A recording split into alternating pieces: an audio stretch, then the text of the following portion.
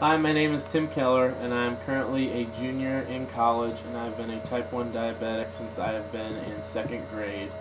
And I'm going to talk to you about some of the day-to-day things that diabetics have to deal with in their lives. And that all begins when you get up in the morning with checking your blood sugar.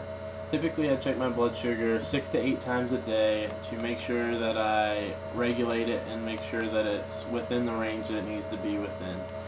If it's not within that, it can either have a high or a low blood sugar, in which case, if it's a low blood sugar, you typically feel dizzy or shaky, and you need to take a fast-acting carbohydrate such as a juice box to bring it back up to where it should be. Or if it's a high blood sugar, you need to give yourself insulin in some form to help bring it down to the level that it needs to be within. And giving yourself insulin, you can do this in two ways. You can do it through shot therapy or pump therapy. And when I was first diagnosed with diabetes, they put me on shot therapy, and it was slow-acting insulin, which meant that I got 2 shots a day of slow-acting insulin that stayed in my body throughout the day. And by doing this, it meant that I could only eat at certain times throughout the day.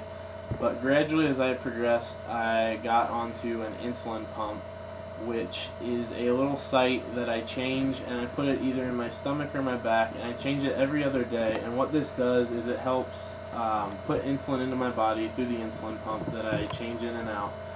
And I give this to myself when I either bolus for food or when I'm using my basal rate to help give me the continuous amount of insulin that I need throughout the day.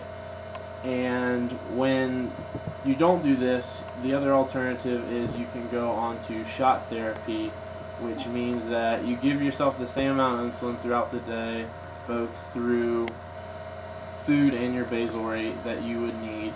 You just have to give yourself a shot each time you do it instead of putting it in on your pump. So either way works. Both has their advantages and disadvantages, but those are just some of the things that a diabetic has to deal with in their life day to day.